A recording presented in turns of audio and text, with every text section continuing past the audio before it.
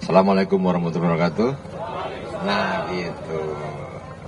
Selamat malam rekan-rekan wartawan semuanya yang saya hormati, saya banggakan.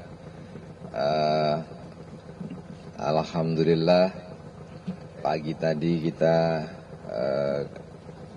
berhasil melakukan penangkapan 2 kapal dari bendera Vietnam dan 1 kapal bendera Malaysia, yang 1 dibawa ke Belawan. Ya, jadi kita operasi laut ini adanya pengaduan dari masyarakat nelayan Natuna. Mereka melihat ada kapal-kapal asing yang melakukan pencurian ikan di wilayah kita, terutama di Natuna Utara ini. Kami respon cepat dengan adanya pengaduan tersebut dan kita buktikan memang ada kapal asing yang melakukan pencurian dan kami lakukan intercept, penangkapan di wilayah Natuna. Nah, untuk personilnya atau abikanya kurang lebih 20 orang yang di sini, kemudian yang di Malaysia kalau nggak 5 orang. Selanjutnya kami akan lakukan proses hukum lebih lanjut terhadap ada tersangkanya, nahkodanya, dan untuk non justisia kami perlakukan sesuai dengan aturan yang ada. Untuk operasi ini kami tegas atas perintah dari Bapak Menteri, Pak Trenggono.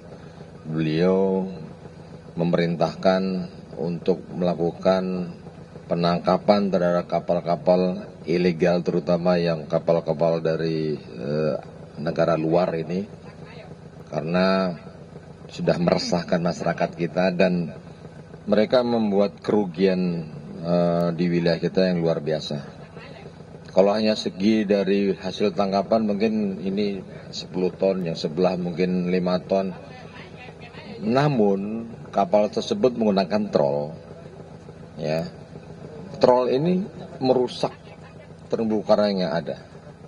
Kerusakan ekologi itu lebih besar daripada ekonomi yang dia ambil. Ini yang harus kita jaga. Ya, harus kita jaga. Karena apa? Kenapa nelayan dari negara sebelah, negara tengah kita mencuri ke tempat kita? Ekologi mereka sudah rusak. Karena ulah dari kapal-kapal itu menggunakan alat tangkap yang dilarang, dia paksakan, ekologi rusak, akhirnya ikan tidak bisa memijah, ikan tidak bisa beranak pinak di negaranya. Mereka melakukan beranak pinaknya lari ke Indonesia. Terumbu karang kita udah bagus, masih bagus, ya, sehingga ikan yang ada di wilayah perairan Indonesia ini beraneka ragam. Mereka ngejar, katanya ngejar ikan mereka, tapi ini wilayah kita, wilayah perairan Republik Indonesia, wilayah NKRI yang harus kita jaga. Jadi kami tegaskan bahwa apapun kegiatan ilegal dari kapal-kapal ikan asing tersebut tidak ada toleransi di negara kita. Mungkin dari saya demikian kami sampaikan, barangkali ada pertanyaan teman-teman. Silakan.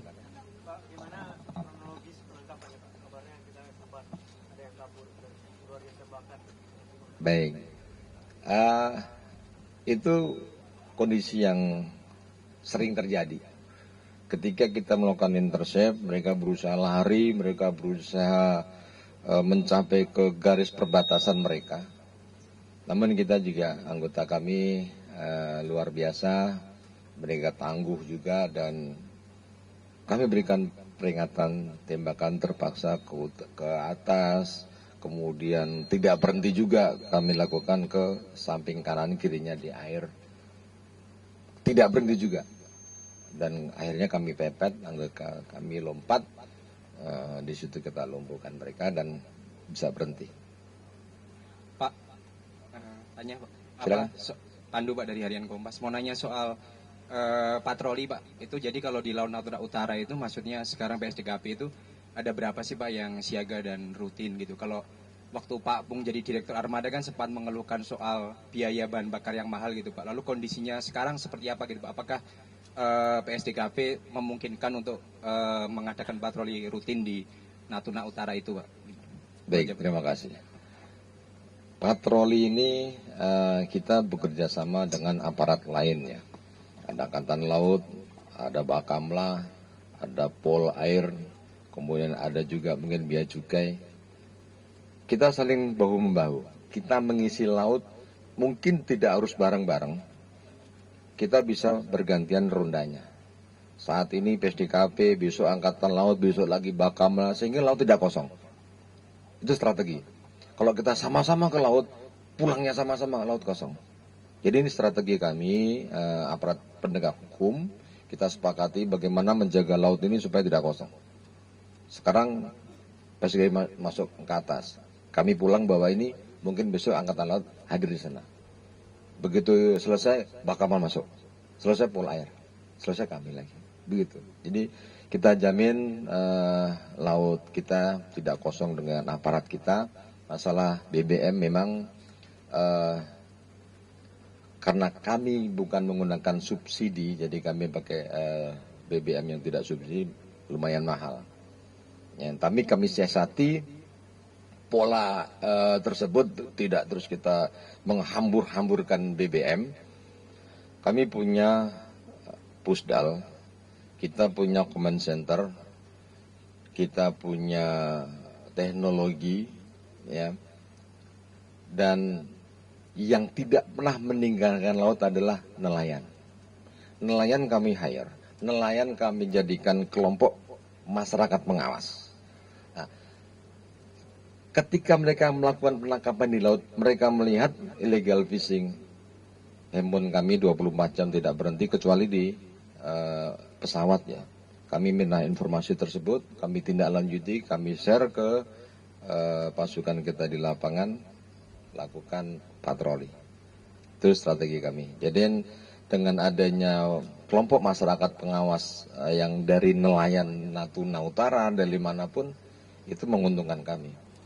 Mereka sebagai mata dan telinga kami. Ya, tidak perlu kami melakukan intensif mereka, tapi justru dengan memberikan informasi kepada kami, mereka ikan yang harusnya mereka ambil akan terjaga. Kami pastikan kehadiran kami, kehadiran negara di Natuna ini, KKP khususnya, Angkatan Laut, Bakamla, Polri, untuk menjamin bahwa kedaulatan kita jaga. Ya, silakan. Ya.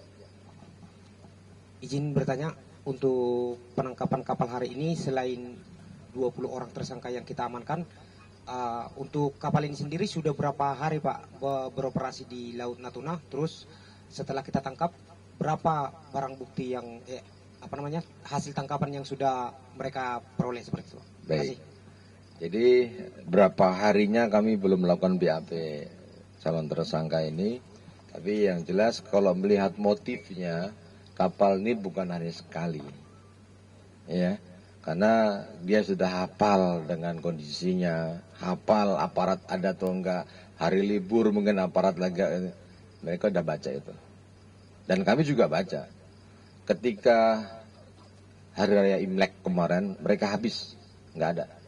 Begitu habis Imlek masuk lagi. Nah, kami masih pada di situ. Ya, jumlah ikan informasi dari nahkoda kalau yang ini 10 ton kurang lebih, terus yang sebelah mungkin kurang lebih 5 ton atau berapa. Kami belum bisa pastikan karena tidak ditimbang.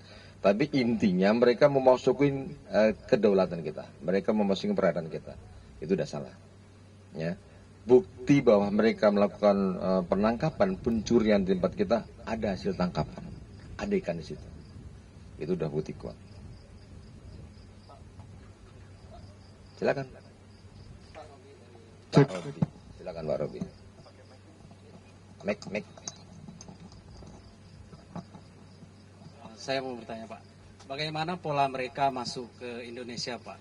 Apakah itu dia menunggu ombak tinggi dulu atau seperti apa? Siap itu udah berapa lama mereka beroperasi di Laut Indonesia? Ya, terima kasih. Kalau menunggu ombak, saya rasa sih bukan tipe mereka. Buat mereka, ombak, angin, badai itu nggak ada urusan, itu nelayan. Terjang sama dia, karena orientasinya bagaimana bisa mencuri ikan, kan itu. Nah, untuk berapa harinya ini kami juga belum BAP dia, masih fresh, baru datang bapak-bapak ibu-ibu saya baru melihat. Jadi kondisinya kita sama-sama lelah. Saya juga baru pulang dari laut melakukan operasi. Dia juga lelah, ya kan. Tadi ombak besar, Mas. Tapi intinya kerugian negara yang diakibatkan oleh kapal ini luar biasa. Kalau hanya sekedar jumlahnya ikan tadi kecil, tapi dengan alat tangkap troll yang dia lakukan merusak terumbu karang, ya, merusak ekologi tadi, itu luar biasa. Begitu kita bicara ekologi, Pak Menteri kami, Pak Menteri Trenggono, ekologi sebagai panglima. Artinya apa? Kita harus jaga barang itu. Begitu ekologi rusak, anak cucu kita nanti hanya pada cerita bahwa dulu ada ikan kembung, dulu ada cumi, cerita. Karena sudah rusak. Nah itu kita jaga. Contohnya ini bapak-bapak dari negara sebelah. Di negara dia mungkin sudah nggak ada ikan. Sehingga lari ke kita. Karena apa? Ekologinya sudah rusak yang dilakukan oleh orang-orang ini sendiri. Gitu. Ada lagi? Pak, saya Putra dari IDN Times, Pak. Oke. Yang mau saya tanyakan, saat kita amankan, ini posisi koordinatnya di mana, Pak? Lalu udah berapa mil wilayah? Udah berapa mil masuk ke wilayah perairan Indonesia, Pak? Baik. Terus, apakah semasa Bapak menjabat, apakah kita ada menemukan modus-modus baru, Pak? Terima kasih. Baik, terima kasih. Ini untuk koordinatnya tepatnya nanti ada di preskon. Cuman yang jelas mile-nya itu kurang lebih saat tertangkap 5 mile masuk ke wilayah kita. Gitu. Artinya apa? Kalau kita sampaikan sejengkal pun perbatasan itu harus kita pertahankan. Jangan sampai 5 mile. Ya kan? Inilah bentuk kehadiran kami di laut. Kalau dibilang 5 mil Pak, masih dikit, enggak.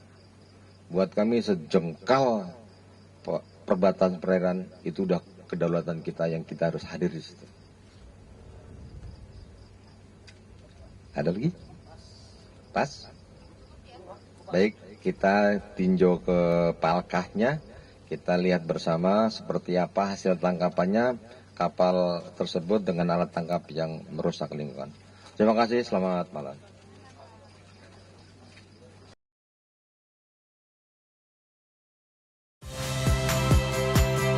Saya Magister Tarigan. Saksikan program-program Kompas TV melalui siaran digital, pay TV, dan media streaming lainnya. Kompas TV, independen, terpercaya.